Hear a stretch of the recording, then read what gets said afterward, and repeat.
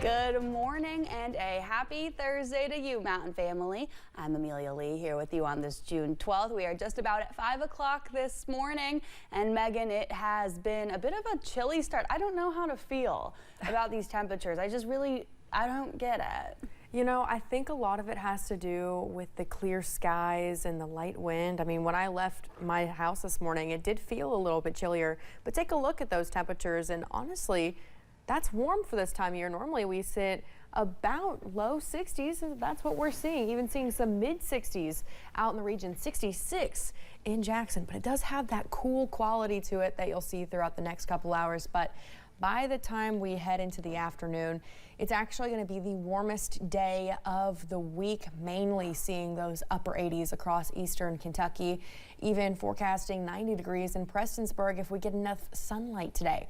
So make sure you're wearing your SPF today because UV is also on the higher side. Here's a look at that current visibility out this morning, seeing patches of dense fog this morning yet again. I know it's been a foggy week, but we're going to continue that trend into the next couple of hours. Good news is we are nice and clear in terms of rainfall. However, we do have a very slight chance of rain today, so not entirely a summer-like day for your Thursday. Here's a look at that day planner. Really seeing a mixture of mostly sunny to partly cloudy skies. Amelia. The funeral for an 11-year-old student from East Perry Elementary is today. The family says Zane Lewis was involved in a crash while on his four-wheeler on May 29th and died on June 8th. Now friends, teachers, and family members are remembering Zane, saying he was a friend to everyone with a heart of gold. His mom, Paige Hoskins, says Zane was the light of her life. He had a good heart. Good heart. I mean, anybody you come in contact with, he light up their world. He was always smiling. He always had a smile that lit up the room. He was everybody's friend. Zane's funeral will be at noon today at Maggard's Mountain View Chapel. East Perry Elementary is also hosting a balloon release in honor of Zane at their football field Friday afternoon at 2. Well, temperatures will likely go up as we head into those summer months as more people spend their days in the sun. WYMT's McKinley Calandrino sat down with health experts to talk about why you should be wearing sunscreen. School is out and the pool is open, and officials are reminding folks that a simple habit could save your skin. Health experts say sunscreen can protect you from harmful UV rays. Anytime that you're exposing yourself to those UV rays, you're putting yourself at risk for potential skin cancer, for burns, hospitalization even from some of those burns, and then problems down the road. With several types of UV rays and skin cancers, officials say it is essential to wear sunscreen if you will be outside for an extended period of time. Whether it's overcast, sunny, or you are in the water, the rays can still reach you. Whenever you're in water or you're like on a beach in a sand environment, you're actually reflecting the rays of the sun. It's actually stronger at that point, which is why it's very, very crucial that you wear sunscreen if you're going to a pool, if you're going to a beach, if you're going to be near sand, because all those rays are coming down from the sun are also reflecting on the areas around you and causing it to be stronger on your body. And the earlier you start this habit, the better. It could be a sunburn that you had in your teenage years that caused you in your 30s or 40s to have a skin cancer and you not know it. And a lot of people think, well, I'm in my 30s, I'm going to start taking care of my skin. You actually should start taking care of it even before then, because that's the base, is if you don't take care of your skin early on, you can still get that damage later on. Doctors recommend reapplying at least a 50 SPF every 2 hours spent in the sun. In Perry County, McKinley Calandrino, WYMT Mountain News. Doctors say it is important to keep an eye on any unfamiliar marks on your skin and have your skin checked annually. Well, with that weather getting warmer, it also provides the opportunity for folks to get out and enjoy various activities. In Ironton, Ohio, folks spent some time at the Farmers Market on Tuesday. Dwayne Messer performed for the Farmers Market Tuesday night concert series. I'm hoping that the folks will enjoy the music and something will touch them and something in my songs will reach them and that everybody will just have a great time. The summer concert series will take place every Tuesday at the Ironton Farmers Markets.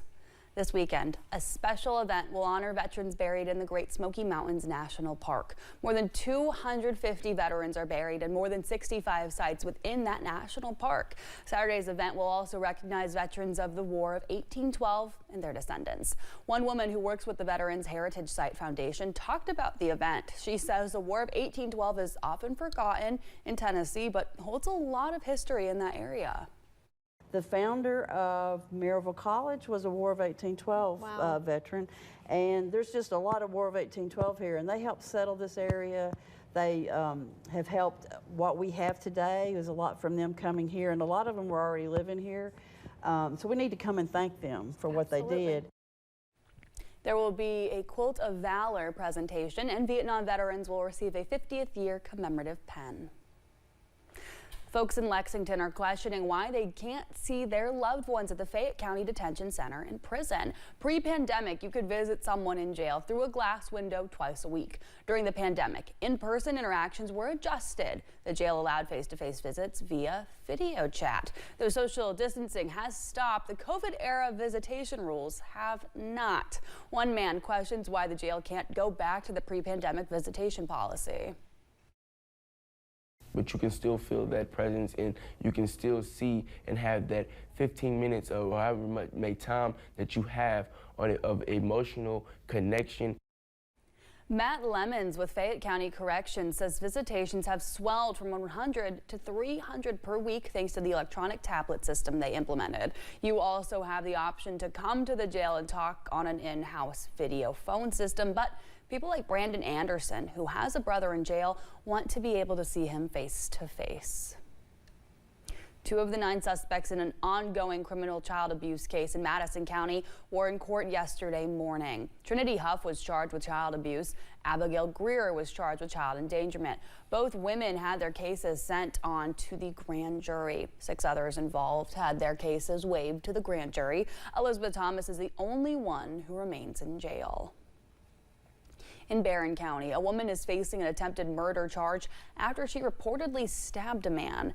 Abby Sovine was charged by police after they were called to a home in Glasgow. Officers say Sovine stabbed the man in his left arm during a domestic situation.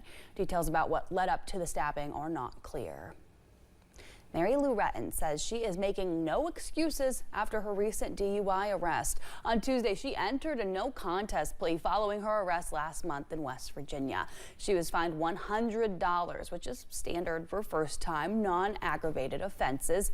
In a statement, the gymnastics legend apologized to family, friends, and fans. She says she's committed to making positive changes in her life.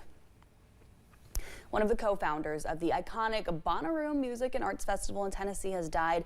That's according to a post from the festival's Facebook page. Jonathan Mayers died Tuesday. The festival takes place annually in Manchester, Tennessee. This year's festival began yesterday and runs through Sunday. Well, it's now 5:08.